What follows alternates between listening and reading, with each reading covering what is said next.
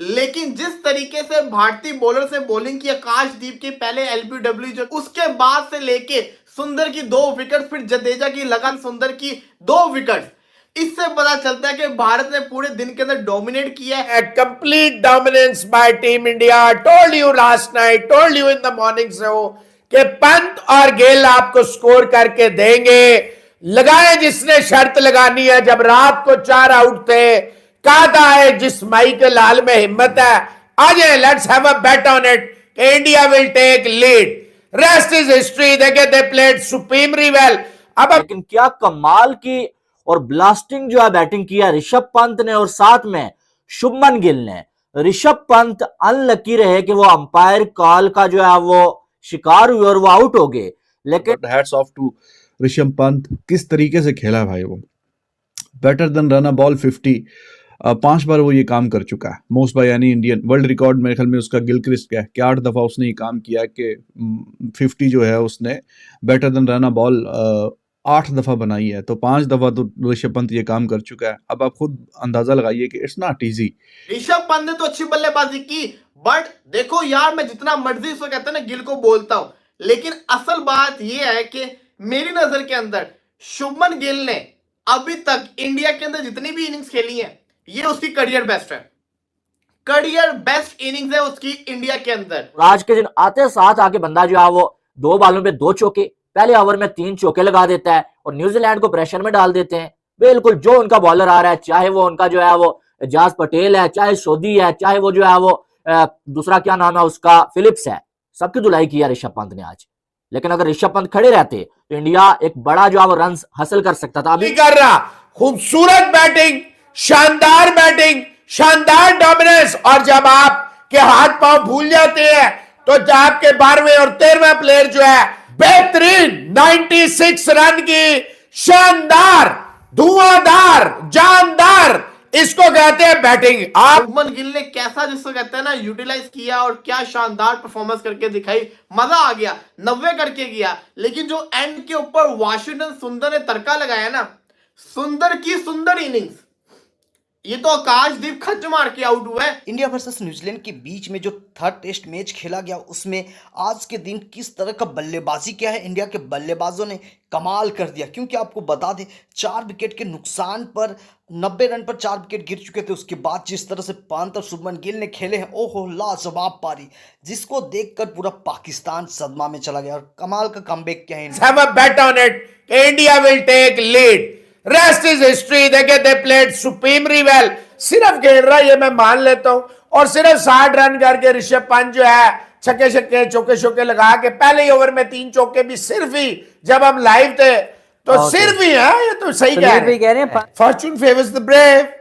Simple. देखें, अगर आपने अंदर बाइसनेस कुकड़ियों वाला रोल प्ले करना है, जलन दिखानी है, सड़न दिखानी है, तो कह दे हमने जलन और सड़न दिखानी है, वरना माने 109 रन का सेशन है, 24 ओवर हुए हैं, 4.54 if I am not wrong, 4.54 मेरे हिसाब से बनता है।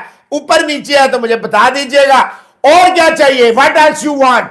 लेकिन मोहसिन भाई 9 बॉलों के टाइम में 3 विकेटें जाने के बाद what a splendid comeback, I was damn sure. Wonderful comeback. I told you Gill करेगा, पंत करेगा, मैं 11 नहीं बताता। अश्विन ने 2 रन करने हैं, जडेजा ने 3 रन करने हैं, सरफराज ने 12 रन करने हैं, ये नहीं बताते आपको हम। वाशिंगटन सुंदर ने 3, मैंने आपसे कहा था मोहसिन साहब गिल और पंत करेंगे, उसके बाद आपको 20-20, 25-25 रन चाहिए आपकी लीड। कौन जीतेगा जी बता? इंडिया। हेलो जी, अब हमने तो नहीं सिखाया, मैच देख रहा है हमारे साथ, डायरेक्ट बार बार आके देखता है, पूछता है ये क्या आ रहा है।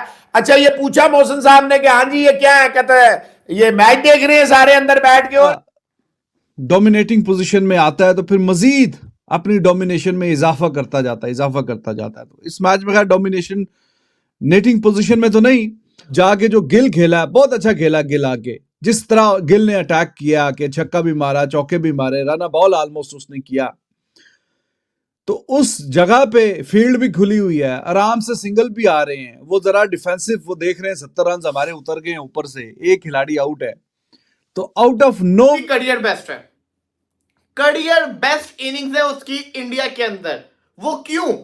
क्योंकि इस इनिंग्स में उसके ऊपर प्रेशर बहुत था।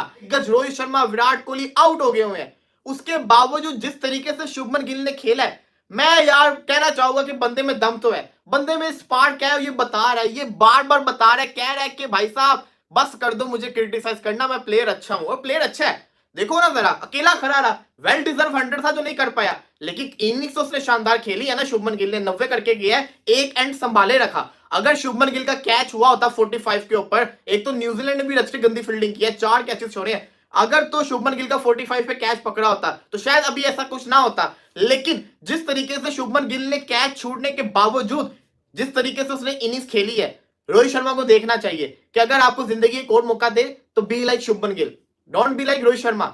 रोहित शर्मा तो आउट होकर चले गए, शुभमन गिल ने कैसा जिसको कहते हैं ना यूटिलाइज किया और क्या शानदार परफॉर्मेंस करके दिखाई, मजा आ गया, 90 करके गया। लेकिन जो एंड के ऊपर वाशिंगटन सुंदर ने तड़का लगाया ना, सुंदर की सुंदर इनिंग्स, ये तो आकाशदीप खच मार के आउट हुआ है।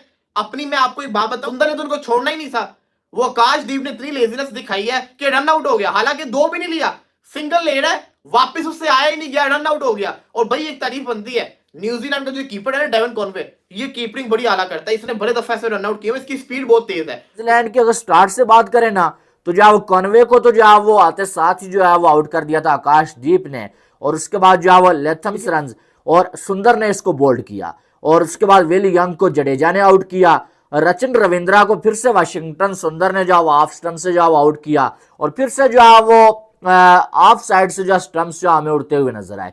इस सीरीज में 3 बार जो सुंदर ने आउट किया जो है वो रचिन को, और तीनों बार बोल्ड किया। वो फिलिप्स की बात करें, जडेजा ने इसको बोल्ड किया, ब्लंडल को भी जडेजा ने ही बोल्ड किया। देख के ऐसा लग ही रहा था कि यहाँ पर स्पिनर्स का ही जो आपको राज देखने को मिलेगा। मेरी यही है बीच में राय थी कि आप एक आध जो है वो बैटर और खिला लेते और आप फास्ट बॉलर एक ही खिला लेते, क्योंकि फास्ट बॉलर्स का इस पिच के ऊपर इतना काम नहीं है।